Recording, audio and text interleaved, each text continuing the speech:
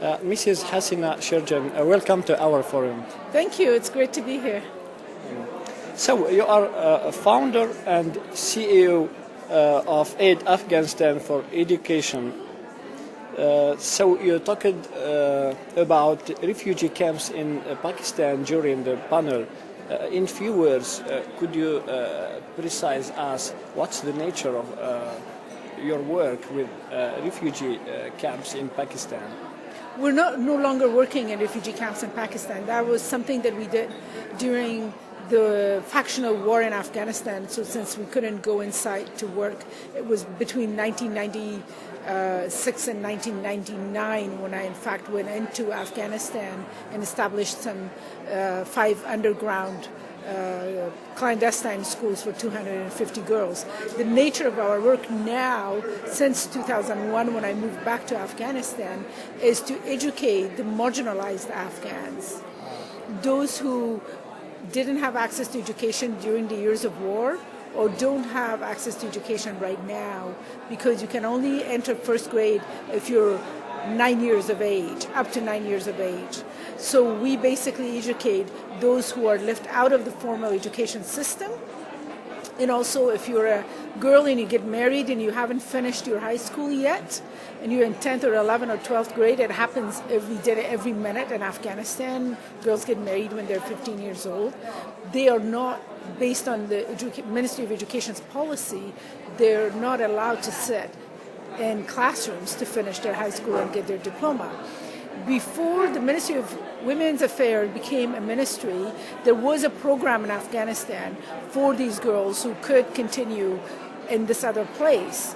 But right now there's nothing for them. So we basically provide education for this group of people who still wish to have their high school diploma and continue their higher education or work, because having a high school diploma opens up doors for them. At least they can go work as a receptionist or in an NGO as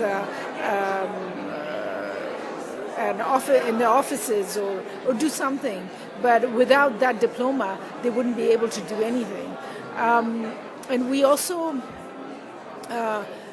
support, our current program is we have 3,000 female students in 9 provinces, and we have 104 boys. However, we do wish to expand the schools not only for boys, to have more boys, but to expand the program throughout the country to offer it for millions of people. During the panel, you raised also some concerns about the literacy in Afghanistan, and you said that there is 80% of literacy, and the system didn't really provide some important results, the previous system. So what are your tasks in this issue, so to find some solutions for that? The Ministry of Education has a department for literacy. I don't believe that we should only focus on, I think literacy should only be for older people who don't really care about having a high school diploma or to further their education, but to be able to read so that they can at least, when they go to the doctor or they go to a beauty shop or they go to find something, so that they can read the signs. But what we do is not a literacy program. This is a full school program. They graduate, they study 12 years within 8 years with us. We don't have 4 months of holidays in the wintertime. Afghanistan, I've gone through 40 years of war. There's no need to have 4 months off every year because they forget everything they learned already. And besides, we've had too many years of no education. So we don't really use the literacy books, which is a whole separate book outside of the curriculum that the Ministry of Education has. We use the Ministry of Education curriculum, and the literacy department is for really older people who just want to be able to read a sign or to know where they're going. So our last question, what are the perspectives of Afghanistan for education in 2014? What do you mean, what are the perspectives? What are you expecting right now for we're what kind of, Currently, we have a huge pressing issue, and that's funding. Because funding that was coming from USAID stopped in March of 2013. So for the past 10 months, we have not paid salaries of 256 teachers.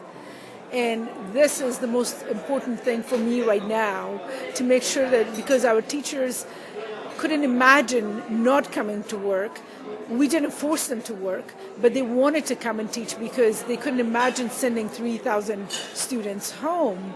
And now it's my responsibility to make sure that we're going to have money, that they will get paid. So once that is taken care of, I think the focus will be on expanding the programs, not only to have the government to take part of the responsibility, because this is a huge program. It's not a small project that we can close. So I'm hoping that eventually the program will become part of the Ministry of Education program, and then we will be managing it and running it for as long as they need us to do that. Thank you, Hassina Sherjan, for answering our questions. Thank you.